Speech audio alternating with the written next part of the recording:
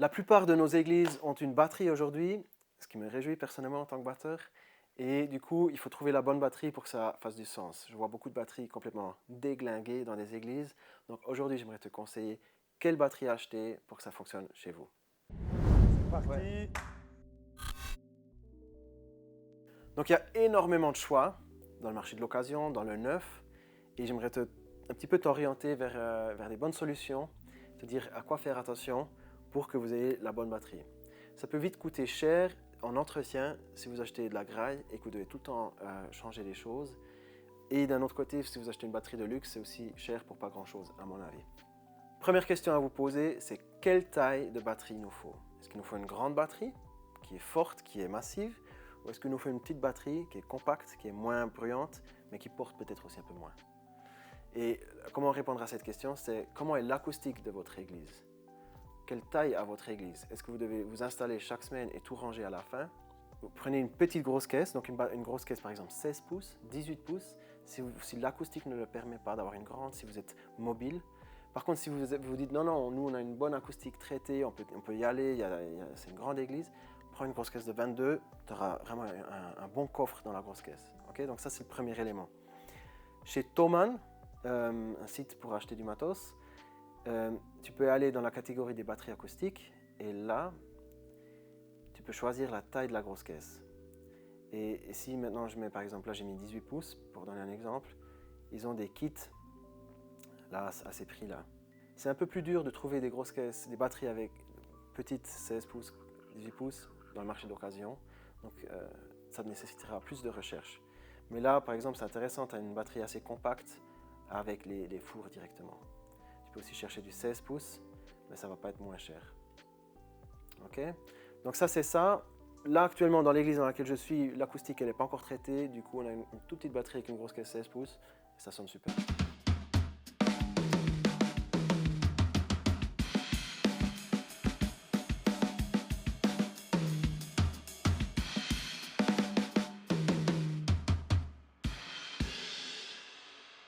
Ensuite, sur le marché d'occasion, tu vas trouver énormément de batteries avec ces dimensions-là. Par exemple, 20 pouces la grosse caisse, 10, 12, 14 pouces pour les tomes et une caisse claire de 14. Celle-là, je trouve qu'elle est vraiment super offre, 350 balles avec une batterie Pearl, avec du hardware, tu sais que ça va tenir, avec des cymbales Istanbul faites à la main en Istanbul. Si tu achètes ça pour ton église, t'es bien. Par contre, les pots, c'est encore des pots bon marché qui viennent à la base avec la batterie. Là, je te conseille de changer de pot, ça va tout changer.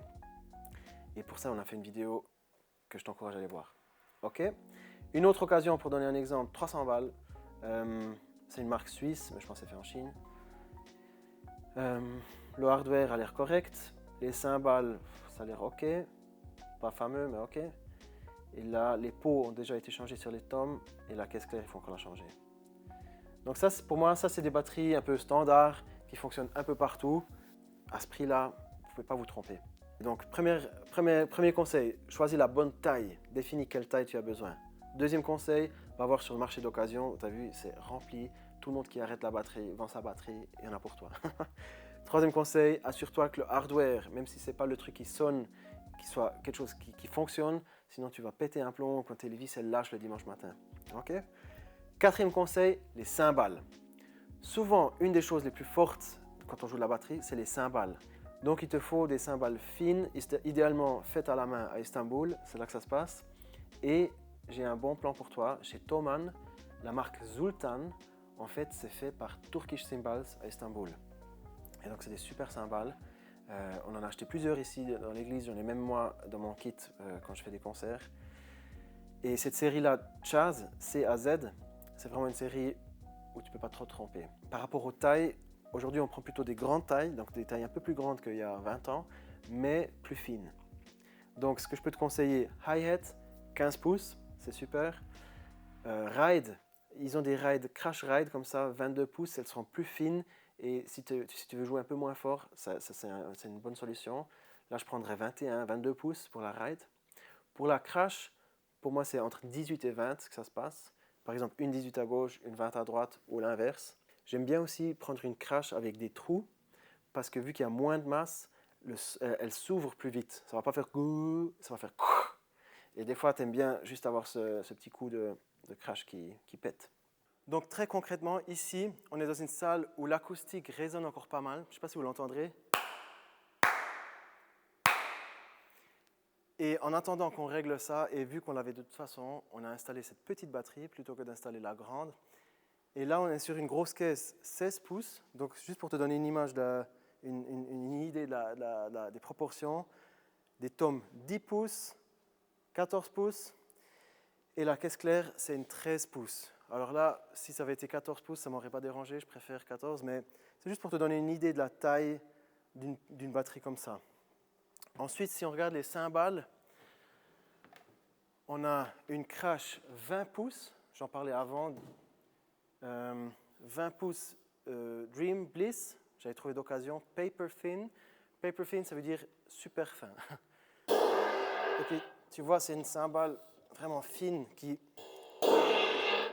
ouvre tout de suite. Elle n'a pas besoin de temps pour ouvrir. On a une ride Bosphorus, c'est une belle cymbale, un peu épaisse, mais elle fonctionne bien. Aussi, dans le même voyage, j'ai ramené ça. Aujourd'hui, je prendrais plutôt une 15 pouces. Et puis là, on a une crash Zultan. On en parlait avant, justement, de la marque Zultan. Zultan Rockbeat, ça, c'est une crash 19 pouces.